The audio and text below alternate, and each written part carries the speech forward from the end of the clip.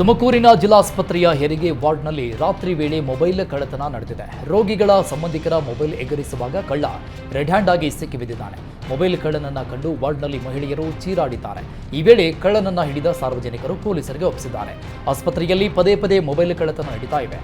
ಆದರೆ ಹೆರಿಗೆ ವಾರ್ಡ್ ಮುಂದೆ ಸೆಕ್ಯೂರಿಟಿ ಇಲ್ಲ, ಸಿಸಿಟಿವಿ ಕೂಡ ವರ್ಕ್ ಆಗ್ತಾ ಇಲ್ಲ ಎಂಬ ಆರೋಪ ಕೇಳಿಬಂದಿದೆ. ಮಂಗಳೂರು ಅಂತಾರಾಷ್ಟ್ರೀಯ ವಿಮಾನ ನಿಲ್ದಾಣದಲ್ಲಿ ಕಸ್ಟಮ್ಸ್ ಅಧಿಕಾರಿಗಳು ಭರ್ಜರಿ ಕಾರ್ಯಾಚರಣೆ ನಡೆಸಿದ್ದಾರೆ.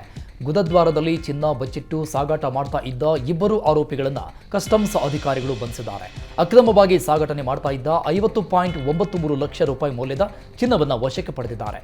ಆರೋಪಿಗಳು ದುಬೈನಿಂದ ಅಕ್ರಮವಾಗಿ ಚಿನ್ನ ಸಾಗಾಟ ಮಾಡ್ತಾ ಇದ್ದರು ಎನ್ನಲಾಗಿದೆ.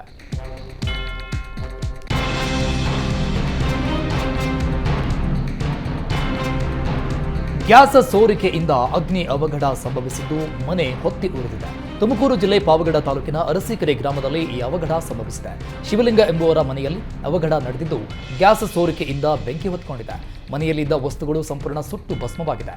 ಮನೆಯಲ್ಲಿ ಯಾರೂ ಇಲ್ಲದಾಗ ಅವಘಡ ನಡೆದಿದೆ. ಸ್ಥಳಕ್ಕೆ ಆಗಮಿಸಿದ ಅಗ್ನಿಶಾಮಕ ದಳ ಸಿಬ್ಬಂದಿ ಬೆಂಕಿ ನಂದಿಸಿದ್ದಾರೆ.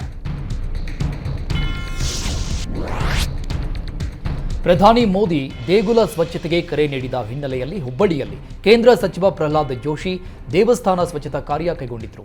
ಉಣಕಲ್ ಸಿದ್ದಪ್ಪಜ್ಜನ ಮೂಲ ಗದ್ದುಗೆ ಮಠದಲ್ಲಿ ಪ್ರಹ್ಲಾದ್ ಜೋಶಿ ನೇತೃತ್ವದಲ್ಲಿ ಸ್ವಚ್ಛತೆ ಕಾರ್ಯ ನಡೆಸಲಾಯಿತು. ಪ್ರಹ್ಲಾದ್ ಜೋಶಿಗೆ ಶಾಸಕ ಮಹೇಶ್ ತೆಂಗಿನಕಾಯಿ ಸೇರಿದಂತೆ ಹಲವು ಬಿಜೆಪಿ ನಾಯಕರು ಸಾಥ್ ಕೊಟ್ಟಿದ್ದಾರೆ.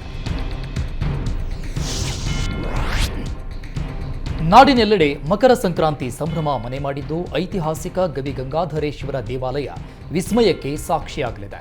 ಗರ್ಭಗುಡಿಯಲ್ಲಿರುವ ಶಿವಲಿಂಗವನ್ನ ಸೂರ್ಯ ರಶ್ಮಿ ಸ್ಪರ್ಶಿಸಲಿದೆ.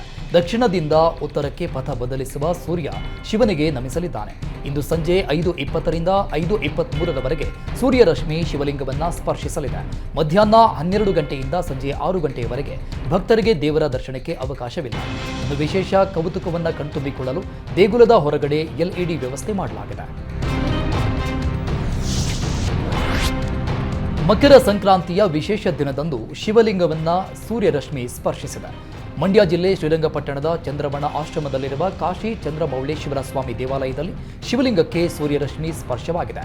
ಶಿವಲಿಂಗದ ಜೊತೆಗೆ ಪಾರ್ವತಿ ದೇವಿ ವಿಗ್ರಹಕ್ಕೂ ಸೂರ್ಯರಶ್ಮಿ ನಮಿಸಿದೆ.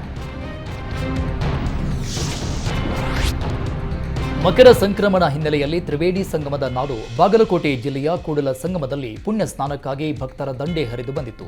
ನಾಡಿನ ವಿವಿಧ ಭಾಗಗಳಿಂದ ಕುಟುಂಬ ಸಮೇತರಾಗಿ ಬಂದ ಭಕ್ತರು ಕೃಷ್ಣ, ಮಲಪ್ರಭಾ ಮತ್ತು ಘಟಪ್ರಭಾ ನದಿಗಳ ಸಂಗಮ ತಾಣವಾಗಿರೋ ಕೂಡಲ ಸಂಗಮದಲ್ಲಿ ಪುಣ್ಯ ಸ್ನಾನ ಮಾಡಿದರು.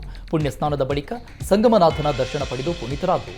ಭಕ್ತರಿಗೆ ಕೂಡಲ ಸಂಗಮ ಅಭಿವೃದ್ಧಿ ಪ್ರಾಧಿಕಾರದಿಂದ ಪ್ರಸಾದದ ವ್ಯವಸ್ಥೆ ಕಲ್ಪಿಸಲಾಗಿತ್ತು.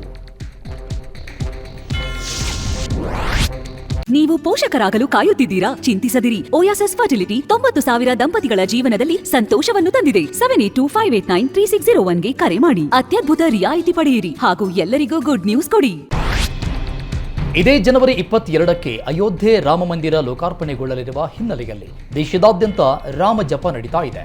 ಸದ್ಯ ವಿದೇಶದಲ್ಲೂ ರಾಮನ ಸ್ಮರಣೆ ಮಾಡಲಾಗ್ತಾ ಇದೆ. ವಿಜಯಪುರದ ನಮೋ ಸ್ಕೈ ಡೈವರ್ಸ್ ಎಂಬ 4ರ ತಂಡ ಬ್ಯಾಂಕಾಕ್ನ ಕೋಯಾಯ್ ಎಂಬ ಪ್ರದೇಶದಿಂದ ಶ್ರೀರಾಮನ ಬ್ಯಾನರ್ ಹಿಡಿದು 13,000 ಅಡಿ ಮೇಲಿಂದ ಧುಮುಕಿದೆ. ಈ ಮೂಲಕ ವಿಶೇಷವಾಗಿ ರಾಮನ ಭಕ್ತಿ ಪ್ರದರ್ಶಿಸಲಾಗಿದೆ. ಶ್ರೀರಾಮ ಭಾರತಕ್ಕೆ ಮಾತ್ರವಲ್ಲ, ಇಡೀ ಜಗತ್ತಿಗೆ ಮಾದರಿಯಾಗಿದ್ದಾನೆ. ರಾಮನಿಗೆ ಯಾವುದೇ ಸ್ಥಳದ ವ್ಯಾಪ್ತಿಯ ಮಿತಿಯಿಲ್ಲ.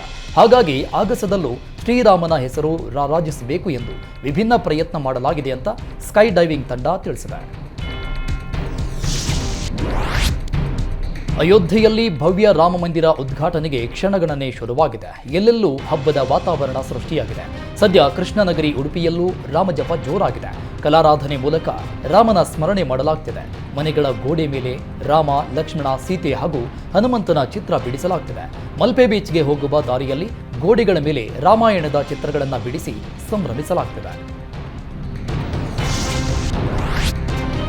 ಸುಗ್ಗಿ ಸಂಭ್ರಮದಲ್ಲಿರುವ ರೈತರಿಗೆ ಕಾಡಾನೆಗಳ ಕಾಟ ಚಿಂತೆ ಉಂಟು ಮಾಡಿದೆ. ಚನ್ನಪಟ್ಟಣ ತಾಲೂಕಿನ ತಗಚಗೆರೆ ಗ್ರಾಮದ ರೈತ ಪ್ರಸನ್ನ ತಮ್ಮ ಜಮೀನಲ್ಲಿ ಕಾಡಾನೆ ದಾಂಧಲೆ ನಡೆಸಿದೆ.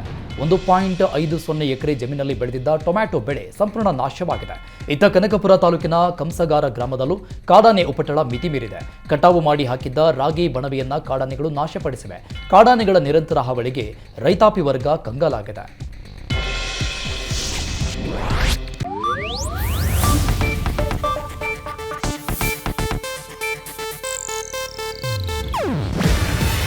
ಇದು ಏಷ್ಯಾನೆಟ್ ನ್ಯೂಸ್ ನೆಟ್ವರ್ಕ್ ಪ್ರಸ್ತುತಿ.